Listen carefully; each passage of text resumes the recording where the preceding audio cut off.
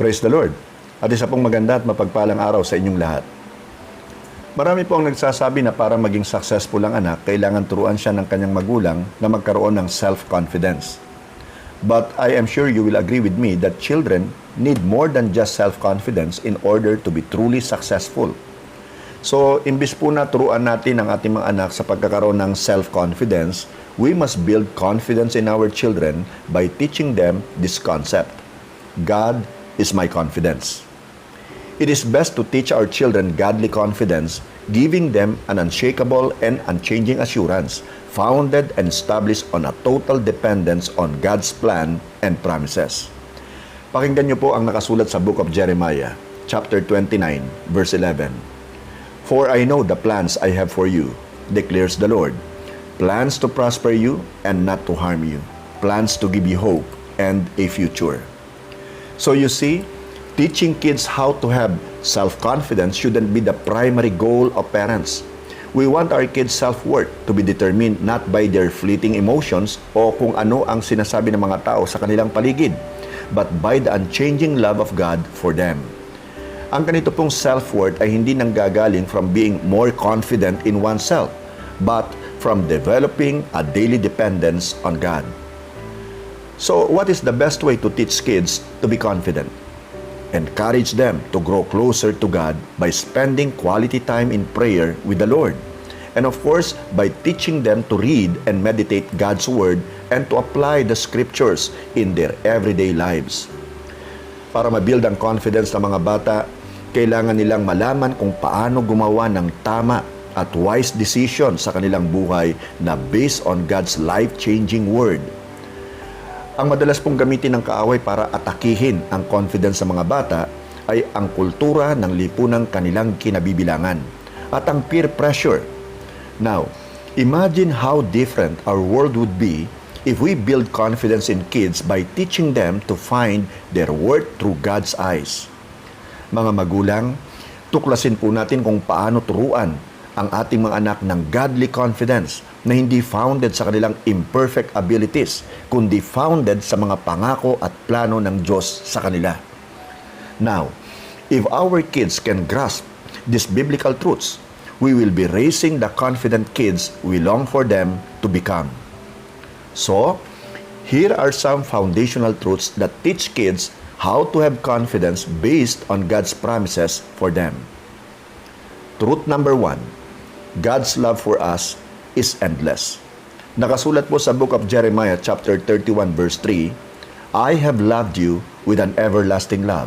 I have drawn you with unfailing kindness. How awesome would it be if our kids are convinced deep down in their soul that they are continually being pursued by God's love. Pag alam po ng bata kung gaano siya kamahal ng Diyos na lumikha sa kanya, at i-allow niyang ang principle na ito ang mag-build ng kanyang self-worth, hindi na siya magwa-wonder kung paano magkakaroon ng mas mataas na self-confidence. Truth number 2, God knows us true and true. Psalm 139 verse 1 says, O Lord, you have examined my heart and know everything about me. God knows all our thoughts and every part of our being. And God is encouraging us not to be afraid to share our hearts with Him. Isa sa pinaka-mapanirang taktika ng kaaway ay sabihin sa ating mga anak na napakarami na nilang nagawang kasalanan para maging close sila sa Diyos. Nais ng diablong wasakin ang confidence ng mga bata by somehow convincing them na wala na silang pag-asang magtinupa. And yet, paulit-ulit na sinasabi ng Diyos sa kanyang salita that He has perfectly formed us and that He knows every aspect of our lives. Alam na niya ang mga pagkukulang natin. At sa totoo lang, gusto niyang i-share natin ang mga ito sa Kanya upang lalo pa tayong mapalapit sa Kanya. Kapatid kaibigan, ituro po natin sa mga bata na ang pagdedepend sa Diyos, trusting Him to love us through all our fears and mistakes is how to have self-confidence that endures any situation. Truth number 3, God handmade us and call us wonderful.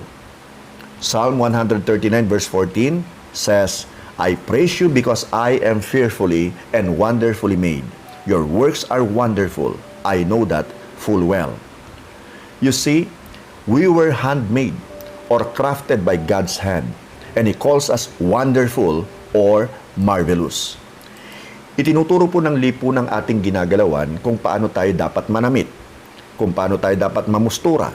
Sinasabi sa atin kung ano ang usong damit, kung ano ang usong gupit, at kung ano ang kulay ng buhok na nauuso, at kung ano ang hindi, for us to fit in and to be accepted. Ito po ang dahilan kung bakit mayroong mga magulang na tinuturuan ng kanilang mga anak on how to have self-confidence based on how they look. Of course, you and I know how destructive self-image issues can be to our self-confidence.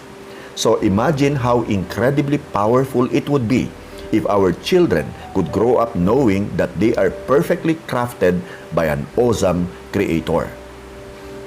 Truth number 4. God is our ever-present help in times of trouble. Nakasulat po sa Psalm chapter 46 verse 1, God is our refuge and strength, an ever-present help in times of trouble. At sa book of Isaiah chapter 43 verses 2 and 3a, ganito naman po ang nakasulat, When you go through deep waters, I will be with you. When you go through rivers of difficulty, you will not drown. When you walk through the fire of oppression, you will not be burned up. The flames will not consume you. For I am the Lord, your God, the Holy One of Israel, your Savior. So maliwanag po na sinasabi ng Diyos na dumaan man tayo sa matitinding pagsubok, lagi niya tayong tutulungan. Praise the Lord. Now, truth number 5. Nothing can separate us from God's love. Pakinggan po ninyo nakasulat sa Romans chapter 8 verses 37 to 39. No, in all these things we are more than conquerors through Him who loved us. For I am convinced that neither death nor life, neither angels nor demons, neither the present nor the future, nor any powers, neither height nor depth, nor anything else in all creation will be able to separate us from the love of God that is in Christ Jesus our Lord. Sa magulang na nakikinig, always remind yourself and your children not to be afraid because we can always depend on God's promises as our main source of confidence.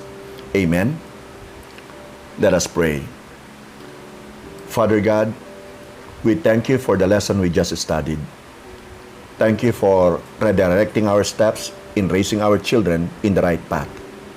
Thank you for instructing all the parents and soon-to-be parents who listen to your word to teach their children not just to have confidence in themselves, but to have a godly self-confidence. Father, thanks for reminding us that your love will never end and that you will never leave us nor forsake us, that you are our ever-present help in times of need, in times of trouble. We continue to praise and bless your holy name, Father God. And in Jesus' name we pray.